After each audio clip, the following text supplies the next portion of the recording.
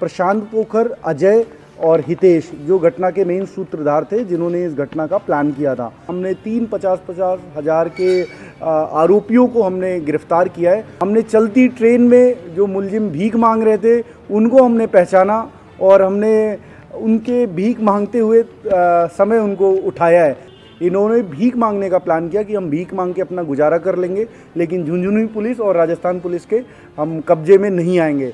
ये अपना रहन सहन ऐसे ही किसी से 100 रुपये मांग के, किसी से एक बार फ़ोन यूज़ करने के लिए, इस तरह से अपना गुजारा कर रहे थे। अपने हर पल को बनाए खास नवरंग ज्वेलर्स, जहां भरोसा और खूबसूरती मिले एक साथ।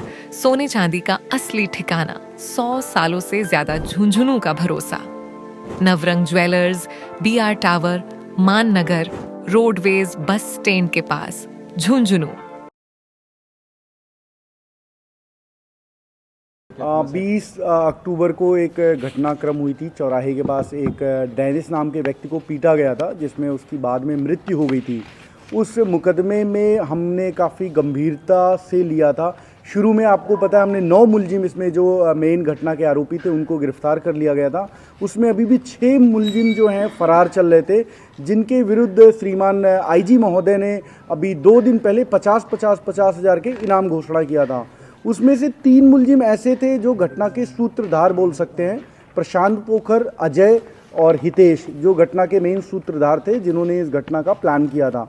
उन मुलजिमों के पीछे हमारी टीम 1 महीने से लगी हुई थी और हमारी टीम अभी एक बहुत बड़ी कार्रवाई की है। हमने 50 हज़ार के आरोपियों को हमने गिरफ्तार किया है और हमने जिस तरह से इनको दस्तयाब किया वो मेरे ख्याल से राजस्थान पुलिस के लिए एक बहुत ही अच्छा वाटरशेड टाइप का है। हमने चलती ट्रेन में जो मुलजिम भीख मांग रहे थे उनको हमने पहचाना और हमने उनके भीख मांगते हुए समय उनको उठाया है, जो कि हमारी जो डर था, हमारा जो राजस्थान पुलिस का डर था, उसकी वजह से ये मुलजिम इधर घुस ही नहीं रहे थे, ये मध्य प्रदेश साइड घूम रहे थे। तो हमारी जो टीम है, श्रवण नील जो नए SHO लगे थे, इन्होंने इस चैलेंज को आते ही इस चैलेंज को स्वीकारा और एक स्पेशल टीम बनाई गई थी जो जिनमें मुख्य जो प्रवीण कांस्टेबल है, जिसको आप लोग भली बात जानते हो, जो काफ़ी चोरियों का खुलासा करता है, वो कांस्टेबल, और उसके साथ 2-3 और मेन किरदार थे जिनका इस नोट में नाम है।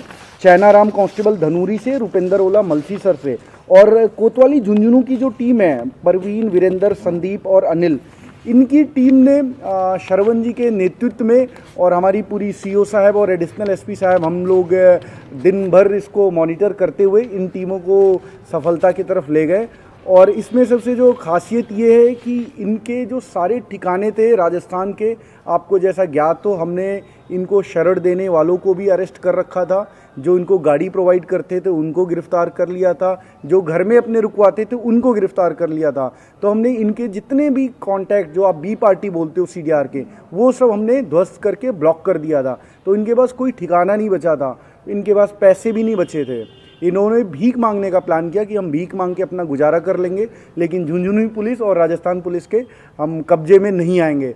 तो इन्होंने हमें चैलेंज किया। तो हमारी जो टीम है, जो एक चप्पे छान के हमने पता लगाया कि एक ट्रेन में ये भीख मांग रहे हैं, उस आसूचना को हमने डेवलप किया और रात को ही हमारी पूरी टीम यहाँ से रवाना हुई और सवाई माधोपुर, टोंक, उसके बाद कोटा, उसके बाद हमें पता चला जो ट्रेन है वो लोकेट हो गई, जो औरंगाबाद से दिल्ली जा रही थी। उस ट्रेन को हमने फिर इंटरसेप्ट किया दूसरी टीम से धौलपुर के पास। धौलपुर में हमारी टीम के मेंबर एक बोगी में चढ़ गए और हम उस पर तलाशते रहे। हमने पहचान लिया कि हाँ, ये हट्टे कट्टे लोग जो भीख मांग रहे हैं वो प्रशांत पोखर, अजय मील और हितेश हैं। फिर हमने उनको पकड़ के लाया। लाते समय आपको पता होगा उनकी अभी आपको फुटेज दिखाएंगे भीख मांगते हुए की, कैसे आपको लगेगा, आपको देखेंगे। ये एक्चुअली में सबसे पहले जैसे ही घटना हुई, हमने हॉट परस्यूट में, आपको ध्यान है, 1-2 दिन के अंदर मेन मुलजिमों को पकड़ लिया था।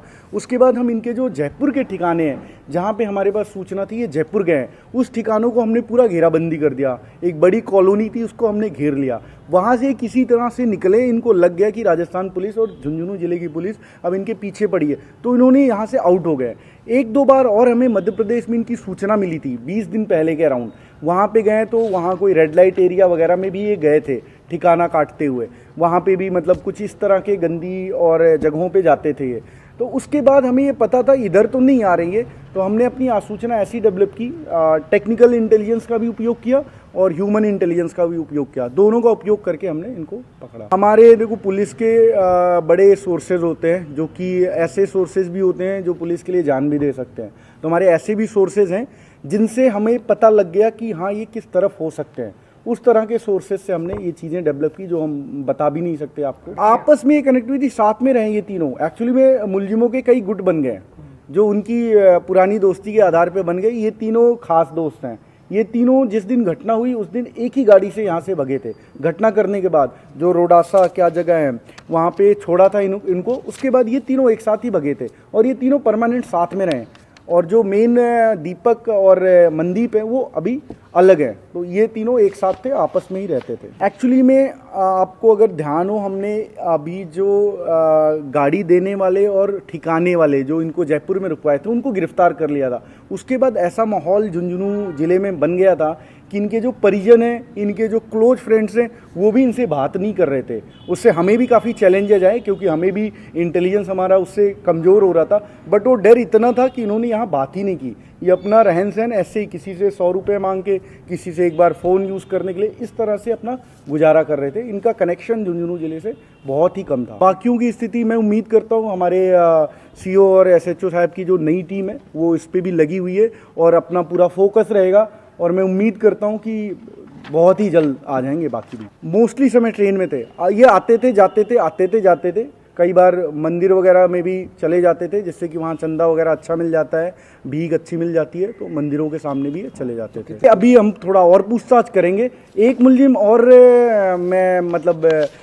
हमारी एक टीम और लगी हुई है, जल्दी एक और सफलता भी मिलेगी। शायद आपको 1-2 दिन में एक और मुलजिम का खुलासा करेंगे। अपनी खबर के साथ जुड़े रहें, हर दम हर पल